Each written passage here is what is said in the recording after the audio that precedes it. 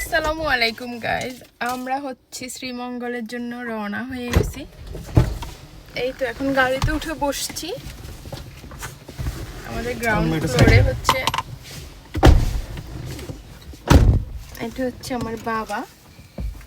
ভাই আমার বাসা থেকে বের হয়ে যখন রিং রোডে যায় ভাই এত ভালো লাগে, মানে এত সুন্দর একটা আকাশ দেখি যে মনটা একদম প্রাণটা জুড়ায় যায়। মানে কি বলবো, আমি মানে আমার চারপাশের সৌন্দর্য কি দেখবো, আমি আকাশের সৌন্দর্য দেখে মুগ্ধ হয়ে যায়গা। আমার পিছনে আমার ভাই বসছে, ও ডিরেক্ট ঘুমায় পড়ছে। আমার হাজব্যান্ড এত সুন্দর এত স্মুথলি গাড়ি চালায় যে আমার ভাই সব সময় ঘুমায় যায়, কিন্তু আমি ঘুমাই না, যেহেতু আমি সামনের সিটে বসি তা আমি একটু ভয়ে থাকি। আর এই দেখো আমার বাবাকে আমি রোদ থেকে মানে হেফাজত করার চেষ্টা করতেছি, কিন্তু পারতেছি না, রোদ চলে আসতেছে। যেহেতু আমি বাম পাশে বসছি আর এখন বাজে দিনের একটাই কীরকম রোদ পড়ে এখন, এটা তো তোমরা সবাই গেস করতে পারো আই থিঙ্ক। যাই হোক, অনেক ভালো লাগতেছে আমার এই পরিবেশটা। রিং রোডের ভিতরে যে লুকটা আসে ভিডিওতে ভাই বাস্তবে আরও বেশি সুন্দর। এটা তোমরা যারা গেছো তারাই জানো, আমার থেকে মানে এত ভালো লাগে। তারপরে হচ্ছে কুমিল্লার কাছে এসে যখন ভাই এই আকাশটা দেখি, এটা দেখে আমার আরও বেশি মানে আল্লাহকে স্মরণ করি।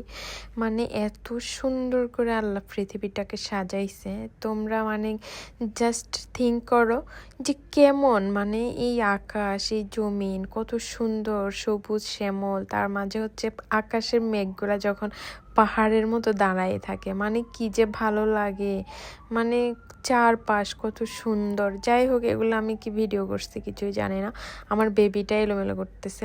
আমি হচ্ছে আমার ভাইয়ের কাছে আমার বেবিটাকে দিয়ে দিছি। আমি একটু পরপরই ক্লিপ নিচ্ছি, আমি আসলে একেবারে নিচ্ছি না, মানে আধা ঘন্টা 1 ঘন্টা পরই আমি একটু একটু ভিডিও করতেছি আর তোমাদের সাথে শেয়ার করতেছি। আমার মানে চারপাশের সৌন্দর্য তোমাদের সাথে শেয়ার করতে আমার খুবই ভালো লাগে। এই যে আকাশটা দেখো কত সুন্দর লাগতেছে। আমি সব সময় আইফোনের ভিডিও যাদের দেখতাম, মানে যারা আইফোন দিয়ে ভিডিও করে তাদের ভিডিওগুলো দেখে শুধু ভাবতাম এত সুন্দর আকাশ কেমনে হয় ভাই, এডিট করে মনে হয়। এখন দেখি না, রিয়েল ক্যামেরায় এরকম ভাই এত সুন্দর, এত ভালো লাগে, মনে হয় যেন আকাশে পরীর মতো উড়ি আমি, এত ভালো লাগে। এই কুমিল্লার এই জায়গাটা অস্থির লাগে একদম। দেখো আকাশটা মনে হয় যেন মাঝখানে একটা সাগর, নীল পানি আর দুই পাশে পাহাড়, সাদা সাদা পাহাড়, এরকম মনে হচ্ছে না বলো? যাই হোক, আমার থেকে অনেক ভালো লাগে। যদিও কুমিল্লার এই পাশে আমার বাবার বাড়ি, প্রায় যাওয়া হয়।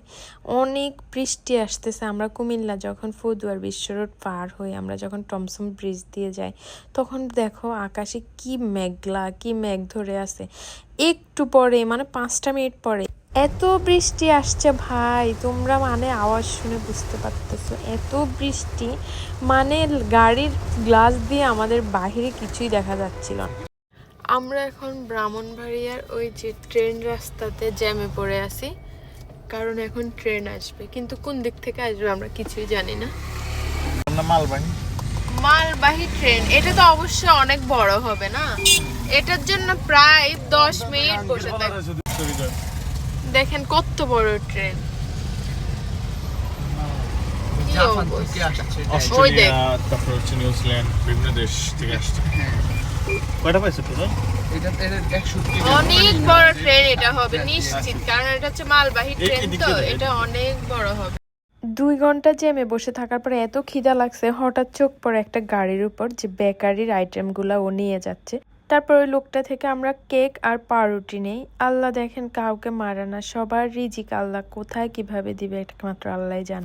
ব্রাহ্মণবাড়িয়া পার হয়ে ঢাকা থেকে বের হয়ে তারপরে হচ্ছে সিলেট যাওয়ার যে রোডটা, এর পাশে দ্য 3 স্টার একটা হচ্ছে হোটেল আছে। আমরা না রাতটা এখানে স্টে করব, কারণ হচ্ছে আমরা এত জার্নি করছি যে আমাদের সবাই ক্লান্ত হয়ে গেছি। আমরা তাই ভাবলাম আমরা শ্রীমঙ্গল না গিয়ে এখানে একটা রাত স্টে করব, তারপর হচ্ছে কালকে সকালে আমরা শ্রীমঙ্গল যাব।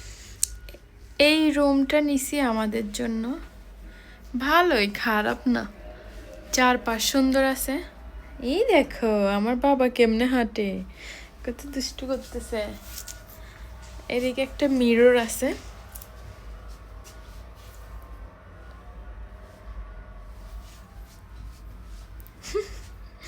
Bling bling. বাবা, এ বাবা, দেখো ওইদিকে একটা মিরর আছে। এই বাবা, বাবা, বাবা হাই বলো তো, হাই বলো তো, হাই বলো তো। পাশে আরেকটা রুম আছে,